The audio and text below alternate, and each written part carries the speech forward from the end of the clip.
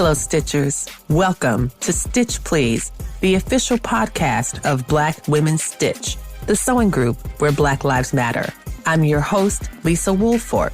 I'm a fourth-generation sewing enthusiast with more than 20 years of sewing experience.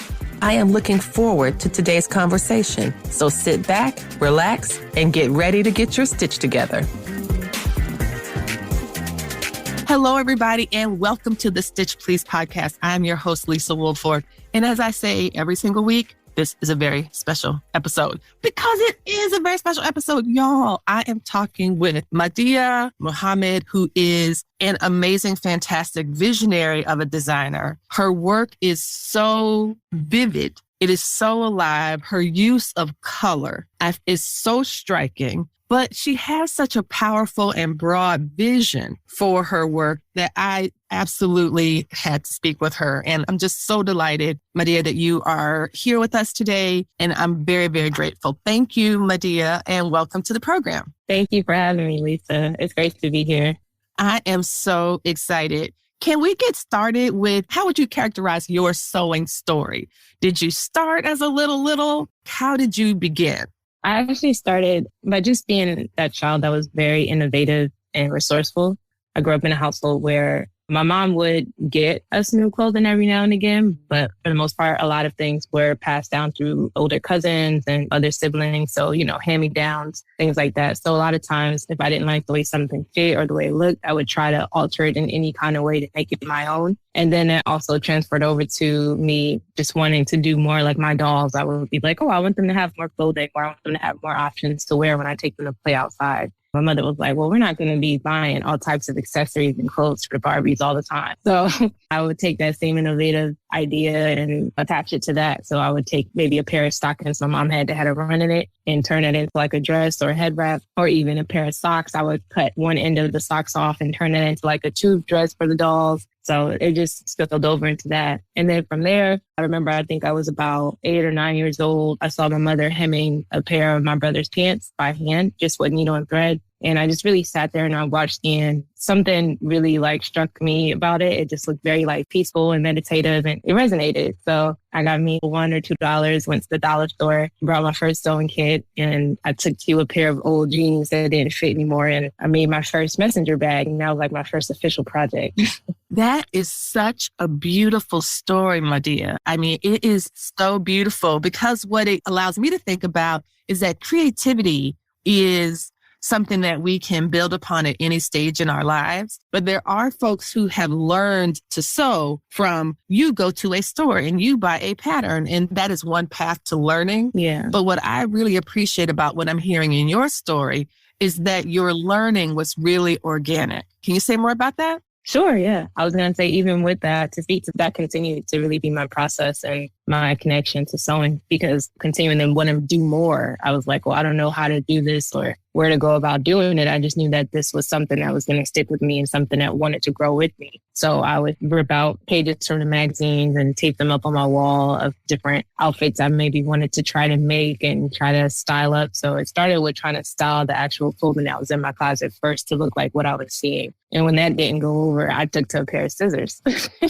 Wow. So I would start to cut things and try to tie things here and there, and then maybe take my little needle and thread and make a couple little alterations. And every now and again, I would bring it to my mom and I would go, can I wear this outside? As long as it was appropriate. She would be like, okay, let me see, turn around. Let me see how it looks on you. But that was the earlier phases. And then I think as I continued to do it, I learned that a quick way for me to figure out how to get something to fit the correct way on my body is to find something and take it apart. That way I can get more familiar with how it's made. And then in a sense, I guess that was in a way creating my own pattern, which I didn't realize at the time. I just was trying to figure out a way to make something as close as possible to what I was seeing. So that's kind of what it transformed into. That is so beautiful. Because what I'm hearing in your story is that sewing was equipping you. It was equipping you to have the things that you wanted, but might not have been able to get. So your mother was like, no, fam, we're not buying 5011 Barbie dresses and shoes for you to lose one shoe of every pair. No, no, no. Your doll will be stylishly dressed because I believe that you are a creative person who can make her stylishly dressed. That's right. And you did that. You absolutely rose to that occasion. You were able to take discarded materials and textiles and turn them into something that gave you joy,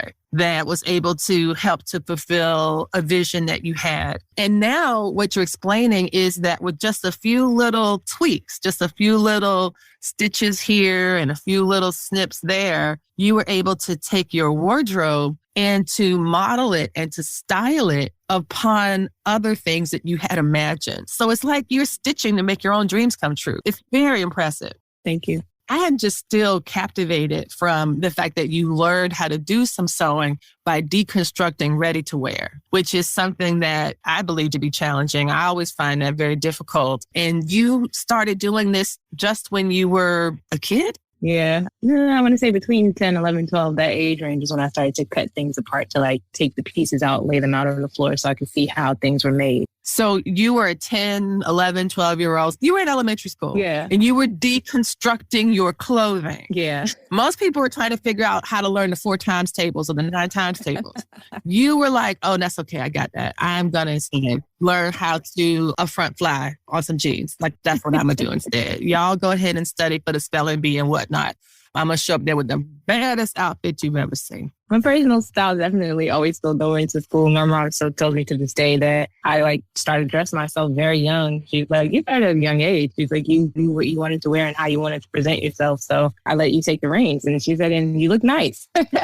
Oh, that's so beautiful, because from what you've said, it sounded like your mom did not want you out in the streets looking any old kind of way. She was like, you had to go and show her that your outfit was like, can I wear this outside? And so she had what some could consider a strict vision for how she wanted her children to appear in public. Mm-hmm. At the same time, she also let you play. Let's just see how it goes. And I find it very special that she's given you latitude to explore and to create and to invent yourself. That's pretty special. Yeah.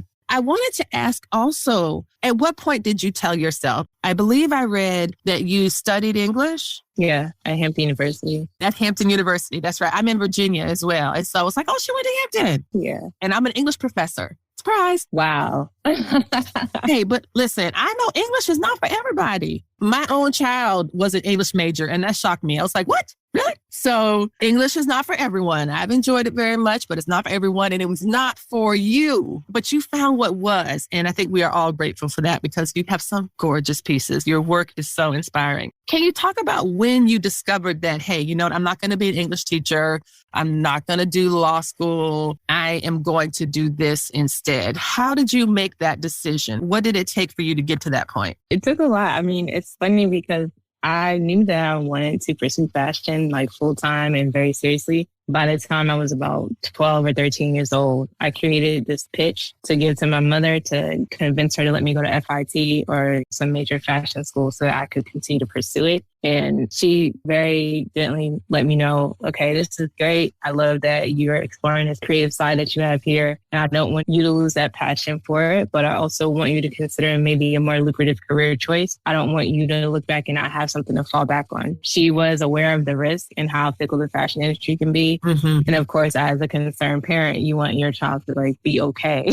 So yes, that was a fear of hers. And she was well within her means. You know, you're going to listen to your mother. You're 13 years old. I'm not able to make my own decisions and do whatever I want at that point. So she said, you know, you're very articulate. You speak well. You write well. You enjoy reading. You write your own poetry. So maybe consider doing something with writing, something with like public speaking, or you want to help people, maybe law. So I said, okay, I'll go to school for English and then I'll figure it out from there. So I enrolled in Hampton. I went to Hampton. I majored in English with the intent to consider doing law school afterward. But while I was at Hampton, someone actually gifted me my first sewing machine. Oh. So up until this point, I hadn't had a sewing machine.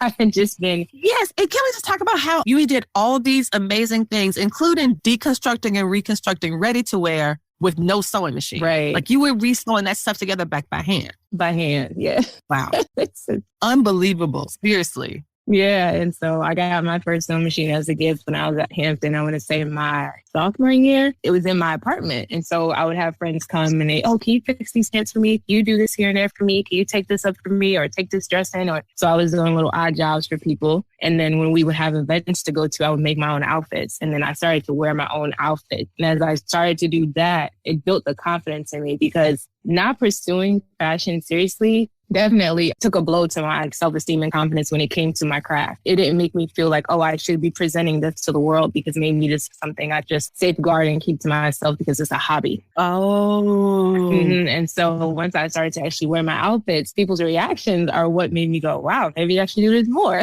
Yeah, because I was thinking when you were saying you were building your confidence, I was like, also, sis, you were building your reputation because when people see you in those outfits, they're like, I want that. Yeah, that's exactly what happened. I want what you have. You got to tell me a bit more about how you were gifted this sewing machine. I'm hoping that it was the case of a friend who knew you loved to sew and was like, I'm going to give her this sewing machine because she will really appreciate it and she can invest and do some sewing in her free time. Or the person was like, I heard she knows how to sew. And if I get her this sewing machine, she's going to have all my stuff from me for free. Like, which was it? No. It was somebody who knew that there was a passion of mine. They gave it to me as, I think it was either a birthday gift or a Christmas gift. I can't remember. They gave it to me because they knew it was a passion and they saw how invested I was. They were like, you need your tools. Yes. They got me the sewing machine as a gift and I took off from there. But yeah, I wore the outfits. People started to request things. So they would have different events happening. So people would come over and say, can you make this for me? And I would go, yeah, sure. I'll make that. I'll make something quick for them. Every now and again, I would charge people, but I wasn't really going like super crazy with the business side of things. I was really more so focused on my academia, trying to finish school. So that was for the most part. And then I just continued to do it. When I graduated from Hampton, I knew for a fact that I didn't want to teach English and I knew that I didn't want to pursue law. So I was like, okay, what can I do? Maybe public relations. It's communication. I'm still able to use my degree in some way and maybe fashion PR. Yes. So I was trying to find a way to still be connected to the industry. So I went and I did maybe 2 or 3 fashion internships in public relations. And I also at the same time was working at Nordstrom in the women's designer department. So that helped me get very acquainted with merchandising and floor plans and visual, the people that style the mannequins, that kind of thing, and actually styling the customers because Nordstrom does have personal shoppers. So that was another aspect of it. And that really helped me to continue building, I want to say, my knowledge about the industry because at the same time, I was thinking in my mind, I would beat myself, kick myself because I'm like, my peers who are into fashion are probably so far ahead of me right now in our industry because they've gone to school for this. They've been trained technically for this. They're in those environments where those resources are around for them to grasp. And I'm nowhere near any of that. I'm just here sewing when I can, doing retail and doing internships.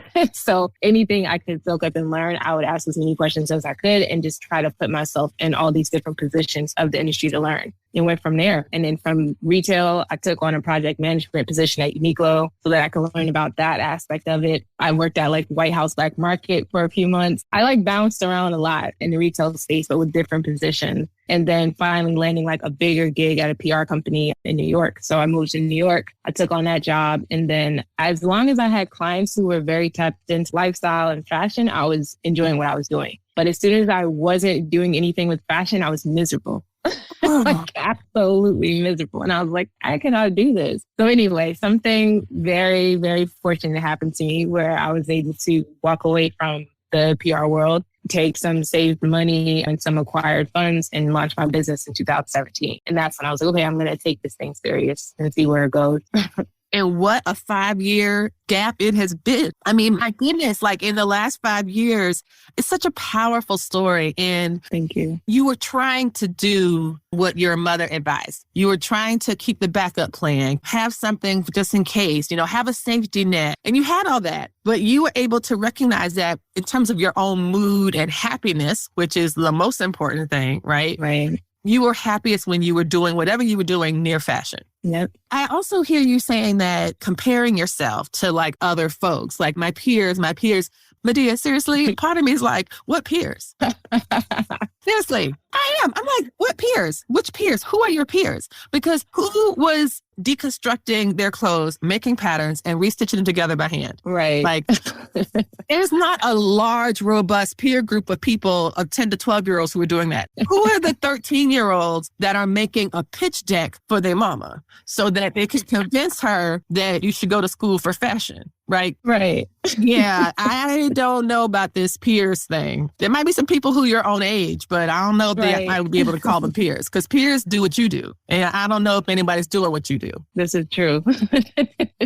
And so you had this really powerful growth. And I wanted to learn a little bit more about you, about why it was important to think about sustainability and refashioning and using that form of textiles. Instead of new textiles or designing textiles or building new textiles, you are content to use that which already exists in order to reuse it. It seems like it's a building block from when you would take socks and turn them into sheath dresses and stuff like that.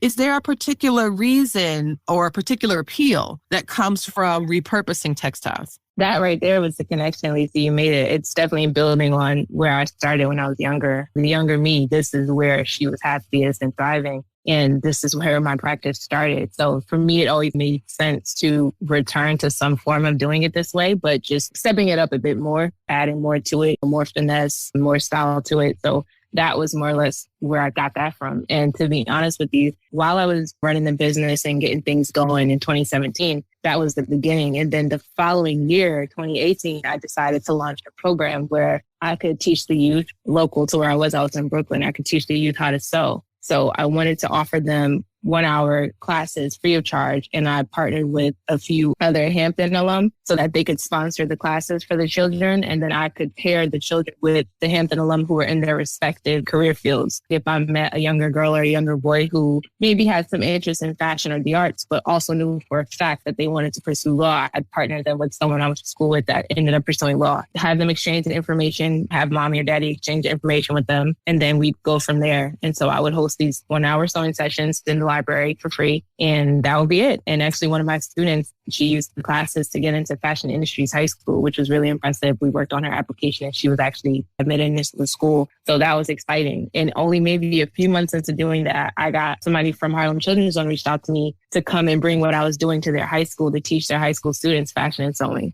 So then that was my first time being in like a school setting and teaching in that way. So it was so funny because I was like, now I'm using the English degree. That's what I'm saying. I was like, first of all, it came back. You're like, you have a business. You've decided to commit to fashion in 2017. In 2018, you take that same fashion commitment and you pair it with teaching and community building. It's incredible. Thank you. Then you go from doing things your own way and doing them in the library and being so smart and connecting with alums and relying on your network to help sustain this next generation of sewists. Then you end up in a school, teaching at a school. Like, again, who peers where? It's so funny though, because it's like I did that for a bit and then I traveled. I went to the island of Barbados and I stayed there for 3 months. I was working there with another artist. We kind of created our own residency, basically. Wonderful. We connected with other artists on the island and we worked with them. We did like an exhibition, all those things. So while I was there, I connected with another artist there. He was an elder on the island who's a loom artist. And this was my first introduction to loom work and textile creating. And I was like, whoa, this is amazing. This is the basis of what I do. Yes. And I was like, I think it's important for anyone who's in fashion, who is a sewist, to really tap into that side of the industry, to really have that appreciation for that step of the process. Because a lot of us just go into a fabric store or order from our fabric wholesaler, but to see it made is completely different. Really having that opportunity, I was just really grateful that and honored that he invited me to his studio. I came and I saw him working and he even gave me a bunch of scrap to take back to New York with me. And he's like, if you're working on any collections, feel free to add this into your work. And I was like, I'll do that. And I'll credit you and, all those things. And it was just amazing. So I took everything back with me. I really liked how natural that whole process was. And he taught me about Sea Island cotton and like all these things. And I was just like, you know what? This is something I want to continue to incorporate into what I do. And the vibe and the energy from that is what made me do my collection called the Knot Collection. And that collection was all linen, lyocell, and wool. Wow. And so I didn't have a job anymore because COVID had started as soon as I got back to the States. So I couldn't return to the school because they had shut the school down. Right. So I was like, okay, back to the entrepreneur bag. I shifted gears and I was like, okay, I'll start doing sewing workshops digitally and doing all these things. But in the meantime, I also still want to post. I want to be able to do collections still, or at least put some kind of content or workout. I was like sitting on all this scrap fabric from Barbados. And that's when I decided, okay, all my fabrics are going to be linen, wool, lyocell, and cotton. What I did was try to source the fabric in a cheap way. And that was so hard to do because natural materials are not cheap. That's right. They really aren't. So it was like, okay, I'm over here trying to make like a full set, like a pair of pants and a shirt. And you want me to spend how much on the yard? Yes. So it was just like, how can I combat this? And I was racking my brain trying to figure out how to not just be spending and spending for no reason. And it kind of hit me all at one time. And I said, you know what? I need to return back to how I was doing things before. I can go to these thrift stores. I can go to the Goodwill. I can go to Salvation Army and specifically pull only cotton shirts, only linen shirts, only wool this, wool that when I want to create, and take those pieces that are discarded and put them together and breathe new life into it.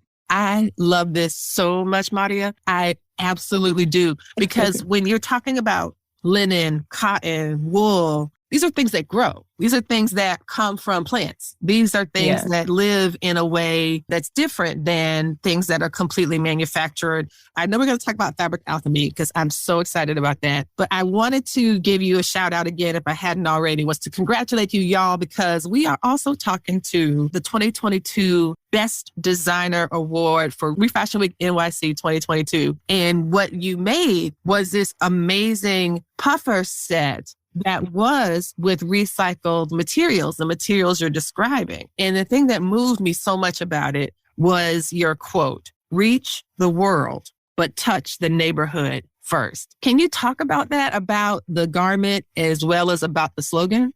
So the reach the world, but touch the neighborhood first quote. And I know you saw, but the hood and neighborhood was underlined because I grew up in East Orange, New Jersey. East Orange borders Newark and like Irvington and all these other areas. And these areas are, I wouldn't say they're hoods, but I guess whoever does zoning and figures these things out might consider these areas that, right? But I also will say it wasn't necessarily the safest area to grow up in. But what I will say is that I always appreciate and respect the fact that my mother really, really, really made it a point to enroll my brother and I in any program she could find, like anything she could find that was beneficial, that was enriching, like any type of music we could do, art, like camps, anything that involved traveling or going away or trying new things. And so the fact that she had to do that, it's not lost on me because what it meant was that our communities aren't necessarily awarded the same resources and opportunities that other communities are. So that quote really speaks to that and how being resourceful is really just a lot of times a result of you having a lack of opportunities and you having a lack of not handouts, but sort of somebody kind of going, here's the way to do it. Here's what I'm going to give you. It's you having to go out and find and look for those things, bring them to you versus it being brought to your front doorstep. Yes. And so I always think about all the children who are growing up in those areas who maybe have all these grand ideas and these visions, but don't know how to get from A to Z, because that was me. So I'm always telling people as much as I can, I'm like, focus on those children, focus on that youth because they need it more than anybody. I needed that. My brother needed it. All of us need it because these children are the future and they have these visions and they're creators and they're artists and they're change makers. They're setting the trends. They're doing everything, but they need that. They need that encouragement. They need the mentorship. They need the actual resources. They need the capital. They also need to be reminded that what they're doing is desired and people are paying crazy amounts of money for what they're doing. So that is something that I like to talk about. Yes. And what I appreciate too is about the way that you emphasize how your mother's creativity was a way to supplement being in an under-resourced community. And this is something I'm always telling people about. Like, just because you grew up in a poor neighborhood is not because people aren't poor because people are somehow, quote unquote, morally failing. They are poor because their neighborhoods are deliberately and structurally underdeveloped on purpose. And so you have to drive across town to go to the blankety blank. Or they might come to the school and say, hey, we're offering this to some kids and we have like 10 scholarships. And the thing that I really appreciate about hearing what I've heard from your story so far is that I think when you grow up in a community that's under-resourced, it becomes really important, at least the way that my mother did it with us, was that we were still always worthy. You know what I mean? It wasn't because there was something wrong with us. There's nothing wrong with us. It's just the resources that are currently not here. And so we know that these resources exist. It just takes a little more effort. You know what I mean? A lot of people are like, oh, well, poor people are lazy. And I was like, you've never been poor. That's bullshit, because that's a lot of work. Exactly. It's a lot. That's the hardest working people I know come from those areas. Exactly. I'd be like, oh, yeah, they just late. I'm like, are you kidding me? Do you know how hard it is if you got to take 3 kids on a bus to go someplace? Mm-hmm. Because you don't have a car, not just like in a city where they have great electric. Multiple zones, too, and all types of weather. Mm-hmm. All types of weather. So basically, we can see the way that creativity works. Creativity is that thing that makes sure even if you don't have money for like the fancy whatever, you can make it and it could be even better and just your own. I just really appreciate that. And I'm seeing such a powerful vision for your work, the place you grew up that were under-resourced, so that people know that the resources are available to them and that they, as human beings, as individual kids, they are a resource. Like they are valuable and important and are doing things that are just so wonderful. So congratulations on that award. And I want to use that image. I think you shared an image with us of that outfit. So I think I want to use that and make sure that people see this because it is amazing. Absolutely amazing. Oh, yeah. Thank you. Let's talk a bit more about fabric alchemy. I am so excited to talk about this because when I think about alchemy, I think about metals. I think that alchemy, as I understand it, way back in the day of 1400s or 1200s or whatever, way far a long time ago, people wanted to know how to turn metals into gold. There's always been this, I got to figure out how to turn something into gold. That was that very original, I got to figure out how to get this money by tomorrow. Absolutely. So they're trying to figure this out. But it's not for you. The fabric alchemy is different. It's something else altogether. And I am just captivated by this idea. Can you say more about it? Can you define it for us so that we can dive into a chat? I love it. The same way that you have your understanding of alchemy, I had a similar one. And I kept thinking in my mind, I was like, I'm a fashion designer, but what I'm doing is also very different. And I want to call it something else. So I would play around with different hashtags when I would post some of my work on Instagram. And I'm like, just figuring out different things. I'm like, wearable medicine, wearable art. I'm like, different things, old to new or whatever. And then at some point I was like, what do I want to call myself? Like, what is my practice? And I just remember thinking of the word alchemy. And I'm like, well, yeah, I know they're transforming one metal into another for the purpose of a more beneficial use. And so once I did my research on that, and I was like, well, I'm transforming one thing into another for a more beneficial use, but it's not necessarily metal, it's fabric, but I'm also working with a natural material. So why can't I call what I do alchemy? It is a transformation. And so that's how I look at it. And that's what I define as fabric alchemy, taking something ordinary, turning it into something extraordinary. It's in a way a lot of times that is sublime. It's sometimes hard to explain. You just have to see it. So I was like, this fits the bill. This fits what I'm doing. And as you describe it, it absolutely fits the bill. It is absolutely, as you say, describing what you're doing. I was thinking the transformative properties of alchemy, of course, changing one thing into another, but you are changing something that was discarded, not seen as valuable or put away or put aside, and making it into something that is more beneficial. Like that is exactly what you're doing. I'm like, how can she not call it alchemy? It has to be called that. And the funny thing is, one of the aspects of alchemy is something called panacea. Yes. Which is to be able to heal or like find some sort of cure-all elixir or something like that. And I was like, okay, I can take that word and not necessarily need to use it verbatim, what its definition has been. But I can say that what I'm doing is a form of healing because the fabrics have a vibrational frequency that do heal your body. If you're wearing these fabrics, you're sleeping on these fabrics, it's good and beneficial to your skin and your body. So that is a form of healing that's included in what I'm doing. So I'm like, here's another reason why I can call this some sort of alchemy. That was the other thing I was so excited about was the vibrations, the vibrational properties of fabric. And I have to think that it's not unconnected to the fact that organic cotton or organic linen or whatever, why these fabrics are so expensive, as opposed to some that are cheap or some that have a high polyester count or all polyester or whatever. Can you talk about your views on vibrational properties of fabric? I think for you, was the ideal vibration, was it 100 or was it 1,000? I apologize for misidentifying that number. Can you talk about how the theory works? So your body, when it's at its optimal health, it usually vibrates at a frequency between 70 and 100. Anything below, I think, 30 is when you start to fall into illnesses and unwellness. So this is research that I found just by doing my due diligence to read up on all this stuff and like really look into it. So the body at its optimal health is between 70 and 100, 100 being like max optimal health. And so knowing that that's the vibrational frequency it vibrates at, then there are environmentalists, agricultural specialists, and scientists who have done research to find out what the vibrational frequency is of certain fabric. And the funny thing is they initially started out by checking out what the vibrational frequency of linen was through using flax fabric that comes from the flax plant. And, the flax plant grows in nature. Mm-hmm. So that's what linen is created from. And anybody listening to this, if you ever get a chance, really go on like YouTube or just Google how linen is turned from the flax plant into actual fabric. It's incredible to watch. Just putting that out there. I've done that too. I've watched that too. And I'm like, I'm going to do this at some point. But anyway, getting back to that, they took a piece of linen cloth and they wrapped it around, I think, the machine. I think it was called an ag environ machine. And there's another one called an oscilloscope.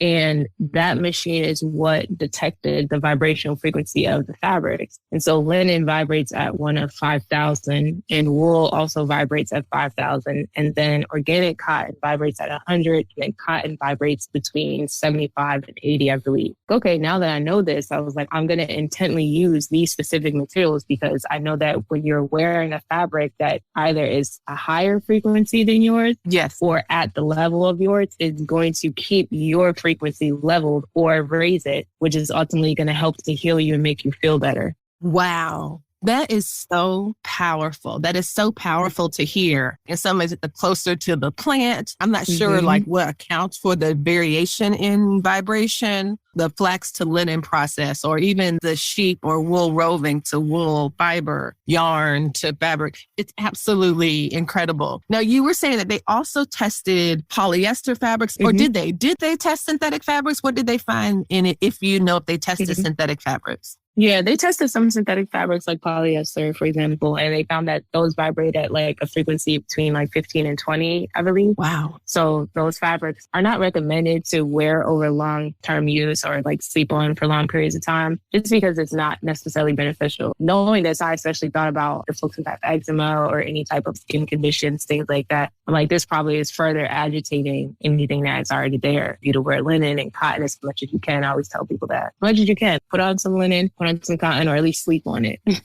Yeah. And that this is all figured for optimal health. The pieces that you're working on then, and that's one of the reasons that you continue to use, that's one of the benefits of the recycled and upcycled materials. Do you think there's a connection when you were talking about working in Barbados and being gifted this woven fabric that you got to see being made right in front of you and collecting items from thrift or for buying repurposed clothing? Do you imagine that there's frequencies or stories or narratives or something? Because when you were speaking about the artist in Barbados, I feel like I could hear the heartness of it in your voice, like you were saying how moving it was. And I'm like, I can imagine that fabric being so powerful, and whatever you put it on is imbued with that as well. Do you see that at work in repurposing and recycling fabrics or textiles? When I'm in that process, the process is very intuitive. It's like I'm very aware of what I'm doing, and it's for the purpose of healing. It's not just, I want people to look good when they wear the clothes. And don't get me wrong, that's the first thing. Aesthetic is what we see. It's what we want to look like. It's what we want to. Yes. If you like what you see, then you're going to want to see more of it. That's how that works, right? But it's not just that. I'm like, I want clothing to do more than just look good, because it can look good, but is it doing anything good for you? So I want it to look good, feel good, and do good. Those are like those three pillars that I'm really focused on when I'm creating. Like, this is going to be what I continue to do, because I could easily go, oh, I'm going to go pick up rolls and rolls of this polyester because it's cheaper, it's easier to work with, it's this, it's that. But it's like, no, now that I know what I know, I'm not going to unknow what I know. Right. And I really appreciate how you are able to recognize this, so that in some ways, repurposing fabrics isn't just because it's sustainable. The fact that it's sustainable is very valuable and it's very important, but there's also part of the sustainable aspect of it that contributes to your overall vision about clothing, fashion, and wellness. I just have one last question for you. And this is something that I ask everybody at the end of the podcast. I'll ask, the slogan of the Stitch Please podcast is, we will help you get your stitch together. I like that. We help you get your stitch together. So I'm going to ask you, Mahdiyyah Muhammad, who is this fantastic designer and creative and who has done so much and who has quote unquote peers who I still haven't figured out who they might be. What would you say to help somebody get their stitch together? I would say this, because this is actually a meditation and thought that I had recently. To all the creators out there and all the doers and makers, it's really a great idea to take a little bit of this and that from successful processes that you witnessed or seen or studied, but don't get so routine or boxed into doing things all one way. Allow yourself room to expand and stretch out and grow and try new things. Don't become so regimented to the point that if you need to switch or change course, you're completely thrown off or shaken by it. Sticking to doing things one way completely because you saw it become success for someone else doesn't necessarily mean that it's going to become a success for you. Like, you really have to tailor whatever your process and your journey is to you, because we all have our own path to walk. Wow. And on that note, Mahdiyyah Muhammad, thank you so much for being with us today. We are so grateful. Thank you. You've been listening to the Stitch Please podcast, the official podcast of Black Women Stitch, the sewing group where Black Lives Matter. We appreciate you supporting us by listening to the podcast. If you'd like to reach out to us with questions, you can contact us at blackwomenstitch@gmail.com. If you'd like to support us financially, you can do that by supporting us on Patreon, Patreon, and you can find Black Women Stitch there in the Patreon directory. And for as little as $2 a month, you can help support the project with things like editing, transcripts, and other things to strengthen the podcast. And finally, if financial support is not something you can do right now, you can really, really help the podcast by rating it and reviewing it anywhere you listen to podcasts that allows you to review them. So I know that not all podcast directories or services allow for reviews, but for those who do, for those that have like a star rating or just ask for a few comments, if you could share those comments and say nice things about us at the Stitch Please podcast, that is incredibly helpful. Thank you so much. Come back next week and we'll help you get your stitch together.